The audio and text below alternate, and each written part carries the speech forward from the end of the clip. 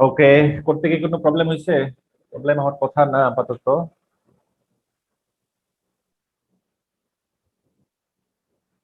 ওকে, আমরা আজকে চ্যাপ্টার ইনশাআল্লাহ শেষ করে দিব। আমরা আরেকটা টপিকস পড়বো এই চ্যাপ্টারে, সেটা হলো trigonometrical levelling to sir find heights of objects. বলো বলো। স্যার মানে এখানে ম্যাথ গুলো দেখছি স্যার, মানে উদাহরণে যে ম্যাথ গুলো ছিল স্যার সবগুলো দেখলাম ক্লকওয়াইজ করছে, মানে ক্লকওয়াইজ হিসাব করে করছে স্যার, মানে চাইলে তো অ্যান্টি ক্লকওয়াইজে করা যাবে না?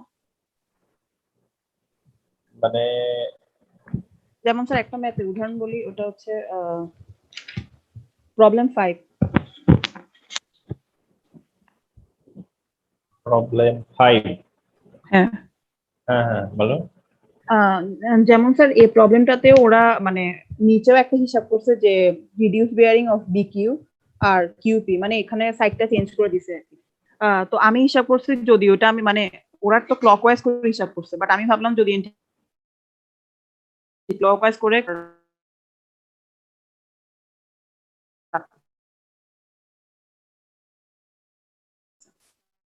প্রশ্নটা আমি মানে যেমন দেন কিউপি দেন পিএ এগুলো ধরে, তো আমি ফার্স্টে মানে এন্টি ক্লকওয়াইজ ধরে আমি করতে পারবো না হিসাবটা।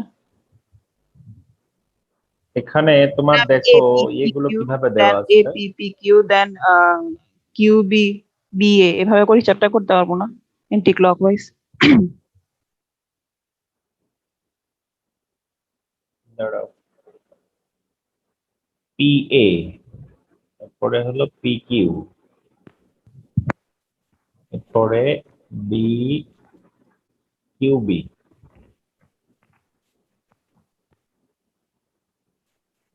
ওরা স্যার ওরকম কোনো অর্ডারে লিখে নাই, বাট আমাদেরকে তো অঙ্কটা করার সময় অর্ডারে সাজাতে হবে, ক্লকওয়াইজ অথবা অ্যান্টি ক্লকওয়াইজ। তারপরে এখানে তোমার একদম ক্লকওয়াইজ এন্টি ক্লকওয়াইজ হিসেবে দেয়া নেই। তুমি খেয়াল করো এখানে হ্যাঁ হ্যাঁ, দেয়া নেই। যেরকম দেওয়া আছে তোমার কি পি এ, হুম। পি এটা দেওয়া আছে তোমার পি থেকে এ তে ক্লকওয়াইজ হ্যাঁ হ্যাঁ ডিরেকশনে। আর পি কিউ, পি কিউ যখন তোমার মানটা দেওয়া আছে বিয়ারিং, তখন কিন্তু এটা দেওয়া আছে আবার এন্টি ক্লকওয়াইজ। হ্যাঁ হ্যাঁ, ওখানে কিউ ওরকম বিটাও কিন্তু এন্টি ক্লকওয়াইজ দেওয়া আছে। হুম। ঠিক আছে, তোমরা এটাকে মানে যে কোনো একটা ডিরেকশনে বানায় নিবা, কনভার্ট করে হুম। নিবা, তাহলে তোমাদের জন্য সুবিধা হবে। হ্যাঁ, এখন আমার ঠিক আছে। প্রশ্নটা হচ্ছে এখানে এখানে ক্লকওয়াইজ করছে, আমি চাইলে তো অ্যান্টি ক্লকওয়াইজে করতে পারবো। এন্টি ক্লকওয়াইজ, ক্লকওয়াইজই করো। এন্টি ক্লকওয়াইজ করলে একটু ঝামেলা আছে, ওই অ্যাঙ্গেল ট্যাঙ্গেল তোমার হিসাব করা একটু ঝামেলা। তো আমরা যেহেতু আমাদের ল্যাটিটিউড এবং ডিপারচার তোমার ক্লকওয়াইজ বিয়ারিং নিয়ে কিন্তু কাজ করি, আচ্ছা। তো এই জন্য এন্টি ক্লকওয়াইজ নিলেও হওয়ার কথা। ঠিক আছে, কোনো প্রবলেম আশা করি হবে না। তোমরা ক্লকওয়াইজই করো। আচ্ছা ঠিক স্যার। আছে, আমরা আমাদের অসুবিধা কেন করবো? আমাদের যেটাতে সুবিধা হবে ওইটা নিয়ে করাই ভালো। ঠিক আছে, সব একই অর্ডারে নিয়ে তারপরে ওই ক্লকওয়াইজ ফর্মে করেই করো, ওইটাই ভালো হবে। ঠিক আছে, এন্টি ক্লকওয়াইজ করেও দেখতে পারো যে কোথাও কোনো প্রবলেম হয় কিনা। ঠিক আছে, তাহলে তোমার মানে জিনিসটা আরো বেশি ক্লিয়ার হলো।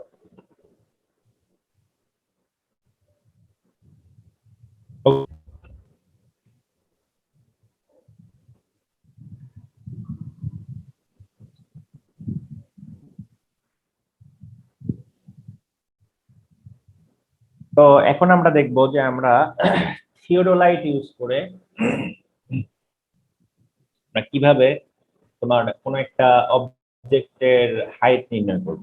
ঠিক আছে, ধরো একটা উঁচু বিল্ডিং অথবা একটা উঁচু টাওয়ার, তো সেগুলোর মানে হাইট আমরা শুধুমাত্র তোমার থিওডোলাইটটাকে ইউজ করে অ্যাঙ্গেল মেজারমেন্ট করে আমরা কিভাবে আমাদের হাইট গুলো নির্ণয় করবো সেটা দেখবো।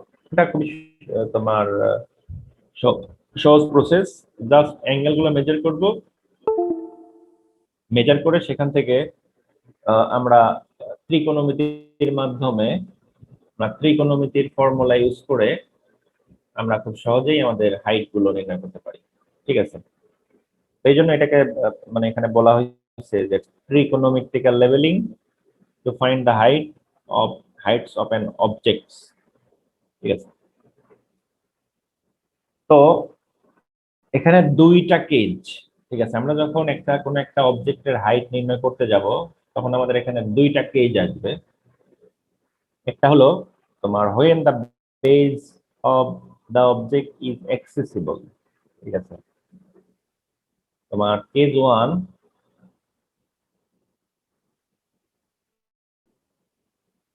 এই যে ওয়ানে বলছে যে when the base of the object is accessible। ঠিক আছে, অর্থাৎ আমরা যখন ধরো এখানে আমার অবজেক্টটা আছে, একটা টাওয়ার। ঠিক আছে, আমি এইখান থেকে এই টাওয়ারের হাইটটা মেজারমেন্ট করবো। এটা আমার হলো তোমার থিওডোলাইটের স্টেশন। ঠিক আছে, তো আমি যদি এই তোমার স্টেশন থেকে এখানে পৌঁছতে পারি, আমার এই অবজেক্টের বেজে এখানে পৌঁছতে পারি, তাহলে আমি কি করতে পারবো? এখান থেকে কিন্তু আমার এই পর্যন্ত ডিস্টেন্সটা আমি আমার চেইন বা টেপ ইউজ করে খুব সহজেই নির্ণয় করতে পারবো। ঠিক আছে, যদি আমি এই অবজেক্টের কাছে পৌঁছতে পারি, এখান থেকে এই পর্যন্ত আমি যদি এর বেজের কাছে অ্যাক্সেস করতে পারি, তাহলে কিন্তু আমি এখান থেকে এর হরিজন্টাল ডিসটেন্স বা গ্রাউন্ডের যে ডিসটেন্স সেটা আমি খুব সহজেই নির্ণয় করতে পারবো। সেটা চেইন বা টেপ দিয়ে আমি মেজার করে নিতে পারবো। ঠিক আছে, তো সেই ক্ষেত্রে আমাদের এর হাইটটা মেজার করা খুব সহজ হয়। ঠিক আছে, সেটা আমরা কিভাবে নির্ণয় করবো? ঠিক আছে, ধরো এটা আমার তোমার থিওডোলাইট। ঠিক আছে, এটা থিওডোলাইট। ঠিক আছে, এটা হলো আমার যখন একদম ফুল হরিজন্টাল থাকে। হরিজন্টাল মানে হলো মানে এর অ্যাঙ্গেলটা যখন 0 ডিগ্রিতে থাকে, অ্যাঙ্গেল ভার্টিক্যাল অ্যাঙ্গেল যখন 0 ডিগ্রিতে থাকে, যখন ফুল হরিজন্টাল থাকে এই জিনিসটা, তখন এর ভার্টিক্যাল অ্যাঙ্গেলটা 0 ডিগ্রি। ঠিক আছে, তো তখন আমরা কি করব? প্রথমে 0-তে মিলিয়ে তারপরে এর উপরে একবার ফোকাস করব, আর হলো আমাদের এই বটমে একবার ফোকাস করব। ঠিক আছে, মানে স্যার প্রথমে তো স্যার জিরোকে স্যার করলাম, ফিক্সড করলাম। হ্যাঁ হ্যাঁ এরপরে স্যার যেটা দিয়ে ভার্টিক্যাল অ্যাঙ্গেল নির্ণয় করে ওটা দিয়ে স্যার ওই হরিজন্টালের সাপেক্ষে উপরে উঠায় নাকি স্যার? হ্যাঁ, জাস্ট এই যে তোমার হরিজন্টাল অ্যাক্সিসের সাপেক্ষে রোটেট করাবা, এখানে ফোকাস করবা, তখন কি তুমি অ্যাঙ্গেলটা পেয়ে যাবে না খুব সহজেই? হুম। তো এই অ্যাঙ্গেলটা আমি ধরলাম আলফা। আবার এটা 0-এর সাথে আবার মিলানোর পরে আবার আমি এই বটমে এর বেইজে ফোকাস করব, তখন আমি এই অ্যাঙ্গেলটা কিন্তু পেয়ে যাব। তো এটা ধরলাম তোমার বিটা। ঠিক আছে, আর আমি টেপ দিয়ে আমার এইখান থেকে এই পর্যন্ত ডিস্টেন্সটা ডি নির্ণয় করে নিলাম। ঠিক আছে, এবং ধরো আমার এখানে কোনো জায়গায় একটা বেঞ্চ মার্ক আছে, মানে আমার যদি আরএল নির্ণয় দরকার হয়, তো এই বেঞ্চ মার্কের উপরে স্টাফ ধরে আমি এই বরাবর একটা রিডিং নিয়ে নিলাম। ঠিক আছে, ধরলাম এইটা তোমার H1। ঠিক আছে, আর স্যার এখানে H1 কি স্যার ব্যাক সাইড রিডিং? হ্যাঁ, H1 কি স্যার ব্যাক সাইড রিডিং নিছেন? ব্যাক সাইড ওই রিডিং থিওডোলাইটের এখানে সাপেক্ষে? ব্যাক সাইডের দরকার নাই। ব্যাক সাইড শুধু ফোর সাইড, এটা শুধুমাত্র তোমার ওই যে লেভেলিং এর ক্ষেত্রে আমরা ইউজ করবো। থিওডোলাইটের ক্ষেত্রে ব্যাক সাইড দরকার নাই। আমরা এখানে স্টাফ রিডিং তাহলে বলবো, বেঞ্চমার্কের উপর স্টাফ রিডিং। তুমি ব্যাক সাইডও বলতে পারো, আচ্ছা। সমস্যা নাই। ঠিক আছে, একটা স্টাফ স্যার রিডিং বলো। স্যার থিওডোলাইট দিয়ে তো স্যার মানে লেভেলিং এর যে কাজটা, লেন্সের কাজটা, সেটা কি করা যায়? হ্যাঁ হ্যাঁ, থিওডোলাইট দিয়ে করা যায়, কিন্তু থিওডোলাইট দিয়ে করাতে একটু ঝামেলা, কারণ এটা তো তোমার ভার্টিক্যালি মুভ করে। এই জন্য আমরা দেখা যায় কি সবসময় একদম হরিজন্টাল আমাদের যে ইয়েটা টেলিস্কোপটা ওইটা একদম সরাসরি হরিজন্টাল করাটা মানে বারবার সেট আপ করা একটু ঝামেলা, কিন্তু লেভেলিংও করা যায়। ঠিক আছে, তুমি যদি একদম হরিজন্টালি সেট আপ করতে পারো তুমি সব জায়গায় আড়াই নির্ণয় করতে পারবে, কোনো সমস্যা হবে না।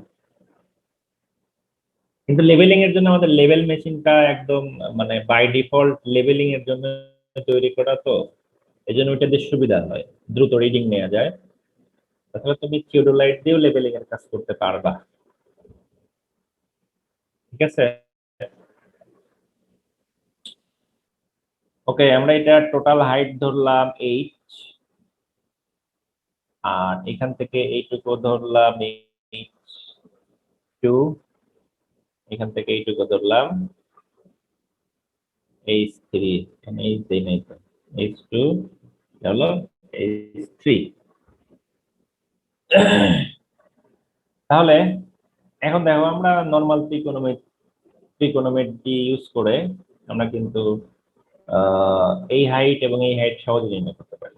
একটা সমকোণী ত্রিভুজ, একটা সমকোণী ত্রিভুজ, তাহলে সেখান থেকে আমরা এটা যদি আমাদের লম্ব হয়, এটা যদি ভূমি হয়, ভূমি হলো ডি আর লম্ব এইচ, আর অ্যাঙ্গেল আমরা জানি, সেখান থেকে কিন্তু আমরা tan থিটা করে, ঠিক আছে, যে tan alpha equal to h2/d, তাই তো? তাহলে সেইখান থেকে h2 ইকুয়াল টু আমরা পাই কি d tan আলফা। একইভাবে h3 ইকুয়াল টু আমরা কি পাই d tan বিটা, তাই তো? তাহলে আমাদের টোটাল হাইট কত হবে?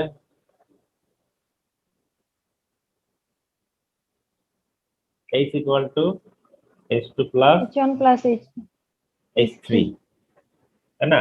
এটা হাইট। এখন যদি তোমাকে বলা হয় যে তোমার কি বলে বেজের আরএল কত, টপের আরএল কত, বেজ এবং তোমার এই যে অ্যাপেক্স শীর্ষবিন্দু এগুলোর আরএল নির্ণয় করো, তখন কিন্তু আমরা এই যে এখানকার বেঞ্চমার্কের আরএল থেকে আরএল এর সাথে, ঠিক আছে, এটার বেঞ্চমার্কের আরএল আমরা একটা ধরে নিলাম, ঠিক আছে, সেটা তো দেয়া থাকবে, আমরা এটা জানা থাকবে, সমস্যা নাই। তাহলে বেঞ্চমার্কের আরএল এর সাথে যদি তুমি h3 বিয়োগ দাও, সরি মানে এই যে লাইন অফ কলিমেশন থেকে যদি তুমি h3 বিয়োগ দাও, তাহলে কিন্তু তুমি বেজের আরএল পেয়ে যাবে, তাই না? জি স্যার, একটু আবার বলেন স্যার। এই যে যদি এখনো বুঝাইতে হয় তাহলে লেভেলিং পড়ানো তো আমি ব্যর্থ। না স্যার, না স্যার, হ্যাঁ? আমি খেয়াল করি নাই কথাটা স্যার, একটু বলেন স্যার। ঠিক আছে, আরে আমার বেঞ্চমার্কের আরএল আছে, তাহলে আমি হাইট অফ ইনস্ট্রুমেন্ট কিভাবে পাবো? h1 যোগ করলে তো আমি হাইট অফ ইনস্ট্রুমেন্ট পাবো না, জি, বেঞ্চমার্কের সাথে h1 যোগ করলে হাইট অফ ইনস্ট্রুমেন্ট পাবো। এটা যোগ করলে Height of স্যার ওই যে instrument- মাঝখানে এটা মিলে যাবে স্যার। হ্যাঁ, তার মানে এই বরাবর আরএল পেয়ে, তার থেকে h3 বাদ দিলে বেজের এটা আরএল পাবো, পাবো, আর এটা যোগ করলে হাইট অফ উপরেটা পাবো। সাথে h3 যোগ করলে উপরের আরএল পেয়ে যাবো। জি স্যার। ঠিক আছে, জি স্যার। তো এটা হলো আমাদের কেজ 1। যখন আমরা আমাদের এই বস্তুটার অ্যাক্সেস করতে পারবো, অর্থাৎ সেখানে আমি খুব সহজেই পৌঁছতে পারবো, তখন আমি এইভাবে বের করবো। আর যদি স্যার ধরো আমার সামনে অবস্ট্রাকশন আছে, একটা নদী আছে বা একটা জঙ্গল আছে, তোমাকে আমি এখান থেকে বললাম যে অনেক দূরে একটা টাওয়ার আছে, সেই টাওয়ারের হাইটটা কত হবে তুমি নির্ণয় করো। তোমার সামনে একটা নদী আছে, নদীর ওই পারে, তখন তো তুমি এই চেইন বা টেপ দিয়ে মাঝখানে একটা ধরো নদী আছে, তখন তুমি এখান থেকে চেইন টেপ নিয়ে কি তুমি এটা মেজার করতে পারবা? পারবা না, মানে আমি এটার কাছে পৌঁছতে পারবো না। ওকে, এই পার থেকেই এটার হাইট মেজার করতে হবে। সেই ক্ষেত্রে আমি কি করব? তো এই ক্ষেত্রে একটু মানে ভিন্ন ভাবে করতে হয়, প্রসেস একই, ঠিক আছে, জাস্ট একটু মানে আলাদাভাবে এটা করতে হয়, ঠিক আছে। তো এবারে যে কেস 2,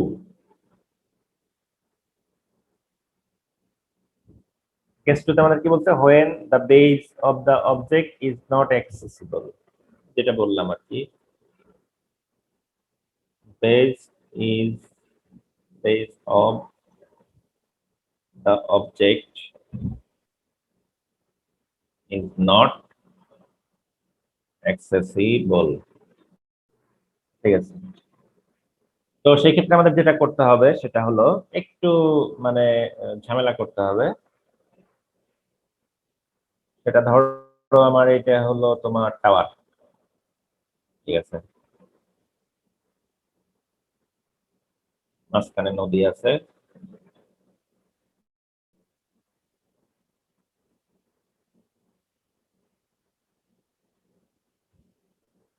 এখন তোমাকে বললাম যে এই টাওয়ারের উচ্চতা কত, ঠিক আছে। তো তুমি ধরো নদীর এই পাড়ে আছো, এইখান থেকে তোমাকে আমি বললাম যে টাওয়ারের হাইটটা কত মেজার করো। তুমি এখানে থিওডোলাইট নিয়ে বসে আছো, ঠিক আছে। তো এখন তোমাকে যেটা করতে হবে প্রথমে এই তোমার ধরো এটা আমি ধরলাম বি বিন্দু বা এ বিন্দু যাই ধরো, ঠিক আছে, আমি এ বিন্দুই ধরলাম, বি বিন্দু আর ধরলাম না, যেহেতু শুরু করছে এখান থেকে। তুমি এই বিন্দুতে টাওয়ার নিয়ে কি বলে থিওডোলাইট নিয়ে আসো।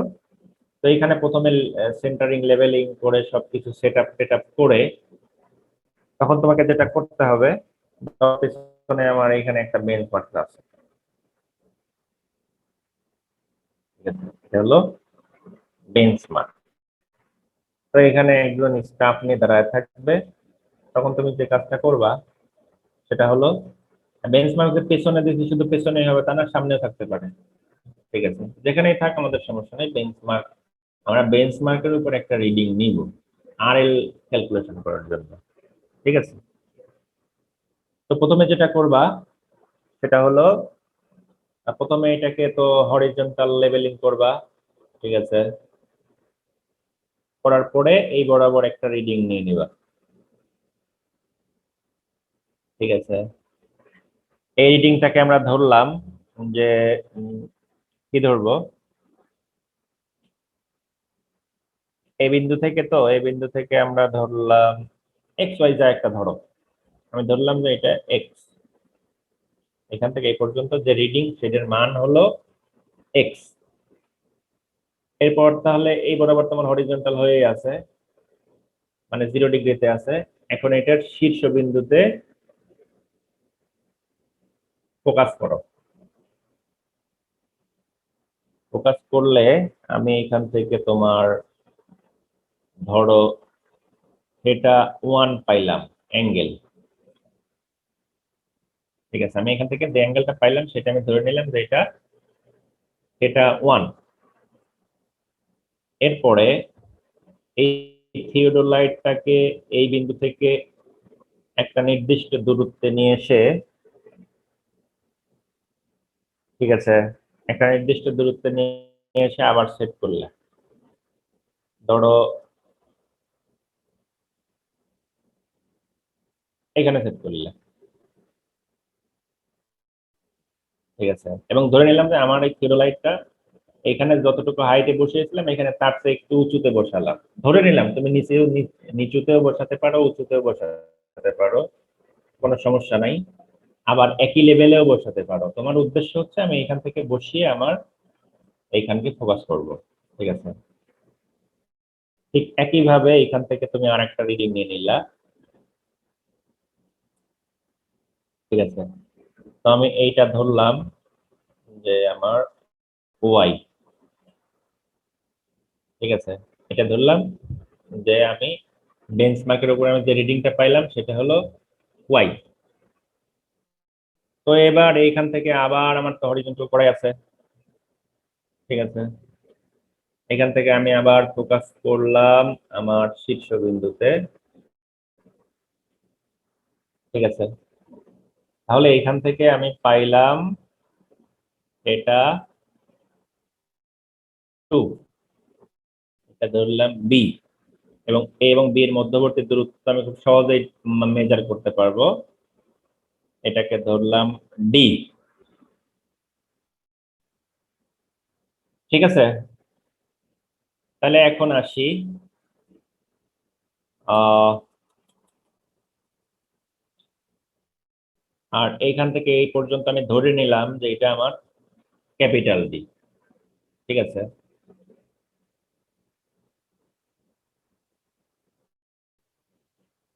এখন এইটাকে একটু বাড়ায় দাও, এভাবে করতে পারি, আবার তোমার অন্যভাবে করা যায়। আচ্ছা, বইয়ে যেভাবে আছে এইভাবে করি। এখানে এটাকে একটু বাড়িয়ে দাও,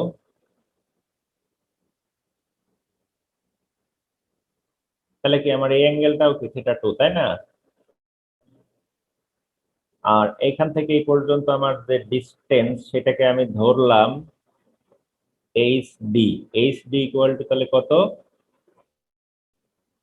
ওয়াই মাইনাস এক্স, তাই না?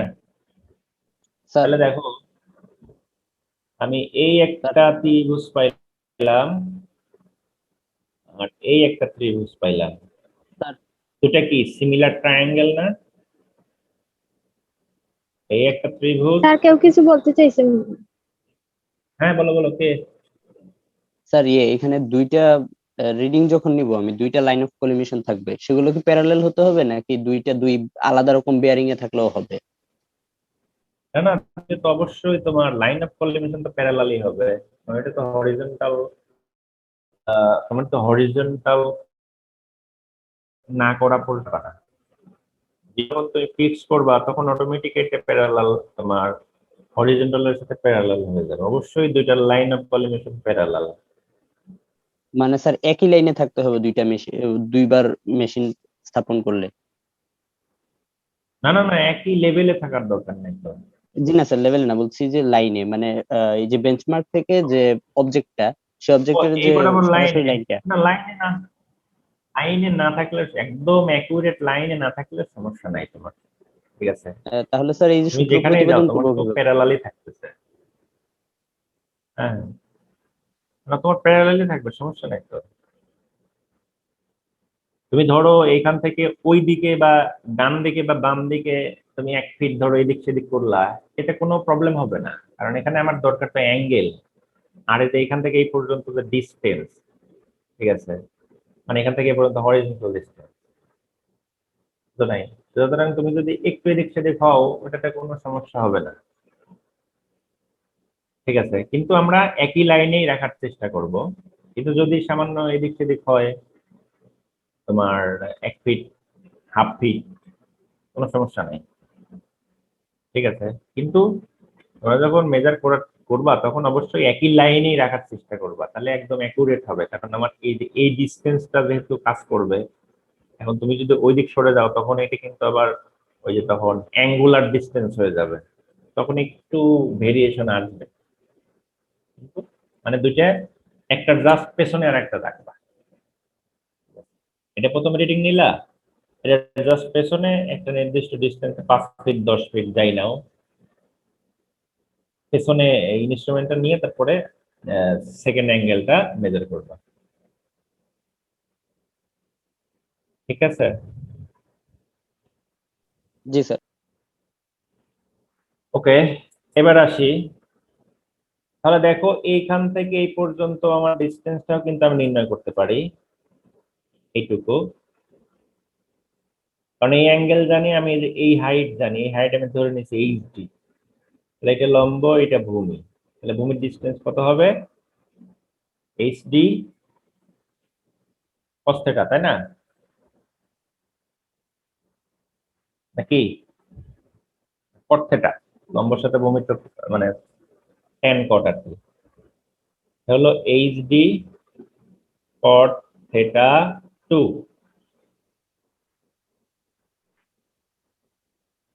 ঠিক আছে, তাহলে দেখো এই ডিস্টেন্স আমি জানি, এখান থেকে এই পর্যন্ত ডি জানি, এটা জানি না, এটা আমি ধরে নিছি, যেহেতু আমি এক্সেস করতে পারবো না এই জন্য এটা ধরে নিছি যে এটা ডি, ঠিক আছে? θ1 জানি, θ2 জানি। এখন এই দুইটা সিমিলার ট্রায়াঙ্গেল থেকে আমরা আমাদের এগুলো বের করে ফেলবো, ঠিক আছে? এবং এখান থেকে তোমার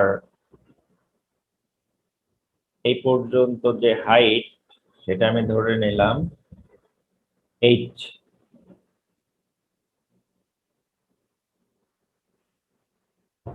ঠিক আছে?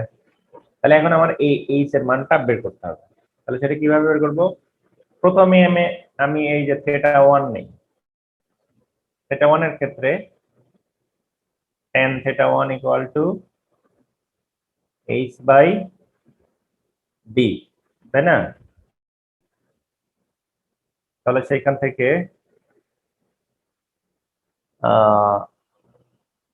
h equal to আমরা লিখতে পারি d tan theta 1। এবার আসি এই ট্রায়াঙ্গেল থেকে, বড় ট্রায়াঙ্গেল থেকে tan theta 2 equal to কি লেখা যায়, h ডিভাইডেড আমার এখান থেকে এই পর্যন্ত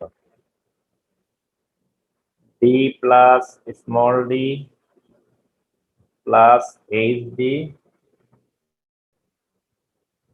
cot theta 2। সেখান থেকে h ইকুয়াল টু আমরা লিখতে পারি না, tan d plus small d plus hd cot theta 2 into tan theta 2। Sir cot theta এটা কোথা থেকে আসছে স্যার? তো d প্লাস d তো স্যার এটা নিচেরটাই। cot theta এইটুকু এখান থেকে পর্যন্ত, আমি তো এটাকে বাড়ায় দিচ্ছি। মানে একবার পিছন থেকে নিছেন স্যার? হ্যাঁ, ও ঠিক আছে।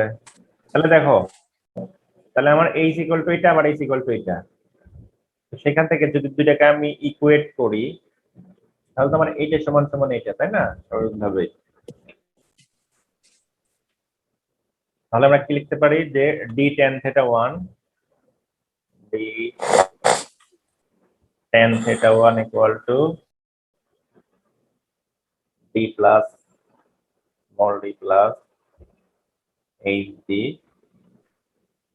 tan theta, sorry, cot theta 2 into tan theta 2। তাহলে এখান থেকে একটু সবগুলো গুণ করে দাও। তাহলে d tan theta 1 equal to d tan theta 2 plus d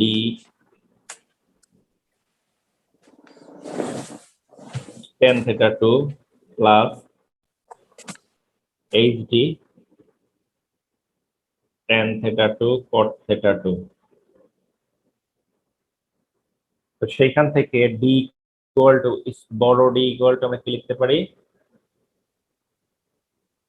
তাহলে d into tan theta 1 minus tan theta 2 equal to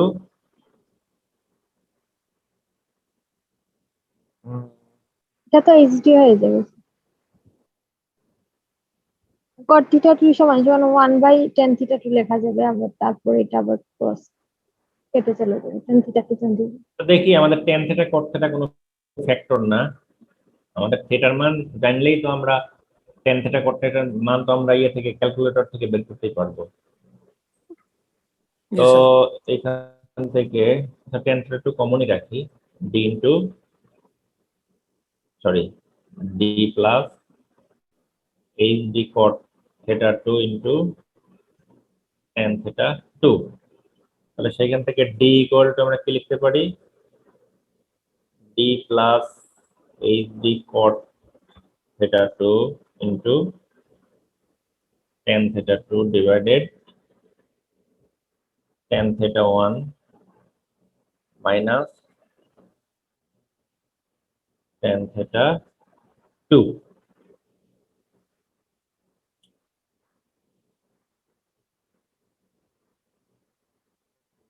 ঠিক আছে, তাহলে দেখো আমরা d ইকুয়াল টু আমাদের একটা রিলেশন ডেভেলপ করে ফেলছি। ঠিক আছে, মানে আমরা যদি এখানে দেখো আমাদের সবই কিন্তু জানা আছে, এখানে d জানা, hd জানা, theta 2 জানা, theta 1 ও জানা, আমাদের কি কোনো কিছু অজানা আছে এখানে?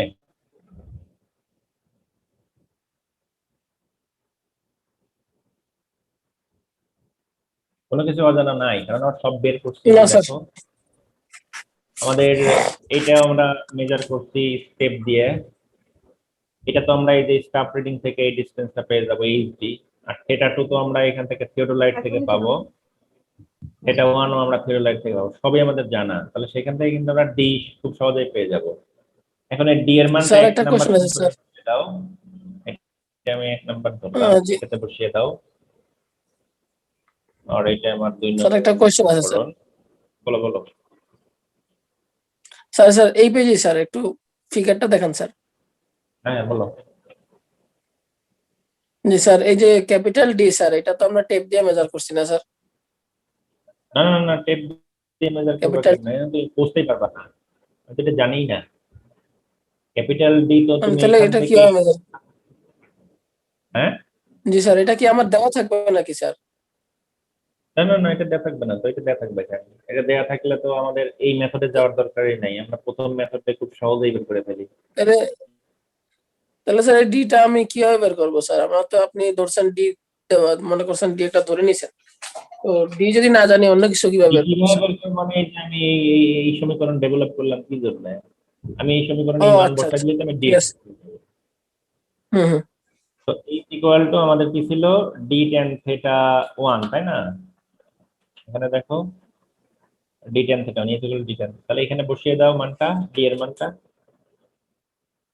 তাহলে d plus h d cot theta 2 to tan theta 1 tan theta 2 divided tan theta 1 minus tan theta 2। তাহলে দেখো আমি এই ফর্মুলা দিয়ে আমার টোটাল হাইট, যেটা হাইটটা মেজার করে ফেলবো। অর্থাৎ এই হাইটটা কিন্তু তোমার, এই যে আমার এই তোমার মানে 1 নম্বর স্টেশনের লাইন অফ কলিমিশন থেকে হাইট। এখন তুমি যদি এর বেস থেকে হাইট নির্ণয় করতে চাও, তাহলে তোমাকে এখানে আহ, তোমার স্যার পৌঁছতে হবে, এর এখানে না হাইট অফ ইনস্ট্রুমেন্ট চেক করতে হবে স্যার। হ্যাঁ হ্যাঁ হ্যাঁ। এখন আমরা সেই জায়গা ধরে নিতে পারি যে আমাদের এই বেঞ্চ মার্কের সাপেক্ষে এর হাইটটা আমরা খুব সহজেই নির্ণয় করতে পারি। ঠিক আছে, তার মানে সেটা আমরা কিভাবে পাবো? আমাদের এখানে এক্স জানা আছে, এক্স এক্স এর ভ্যালুটা যদি স্টাফ রিডিংটা আমি যোগ করে দেই, তাহলে আমি বেঞ্চ মার্কের সাপেক্ষে আমার টাওয়ারের হাইট কত সেটা আমি খুব সহজেই বের করে ফেলতে পারবো। না স্যার, এইচ প্লাস এক্স না স্যার? হ্যাঁ হ্যাঁ হ্যাঁ হ্যাঁ। আর এইচ বেঞ্চ প্লাস মার্কের এক্স। সাপেক্ষে হলো এইচ প্লাস এক্স। ঠিক হ্যাঁ আছে, পারবা তো নাকি?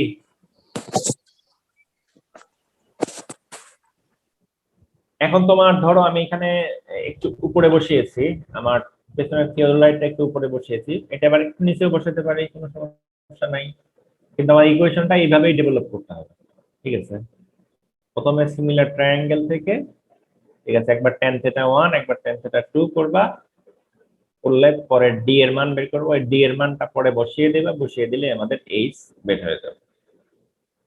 ঠিক আছে, স্যার পরের পেজটা একটু দেখাবেন স্যার প্লিজ।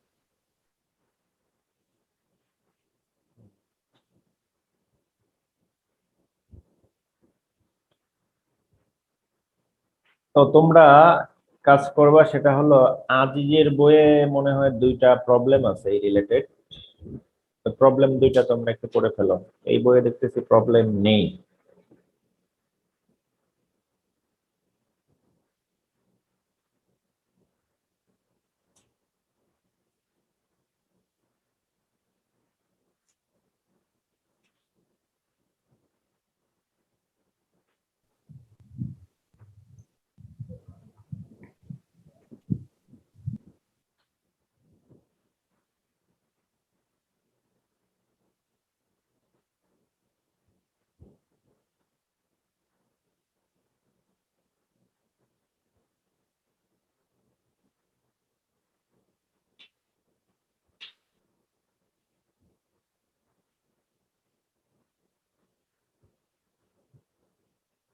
ওকে, তাহলে সবাই বুঝতে পারছো তো নাকি?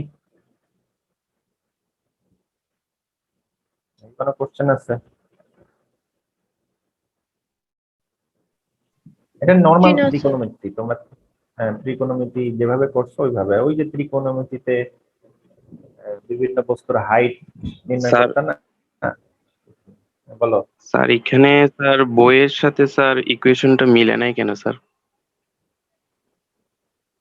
বইয়ে তোমার একভাবে ধরছে, তো বইয়ে তোমার এই যে পেছনেরটাকে এ ধরছে, সামনেরটাকে বি ধরছে, পেছনেরটাকে θ1 ধরা হয়েছে, সামনেরটাকে θ2 ধরা হয়েছে, এই জন্য একটু এলোমেলো হয়েছে, তাছাড়া কিছু না। স্যার এটা তো আমাদের 2 নম্বরের ক্ষেত্রে মিলে when height of theodolite A is higher than that at B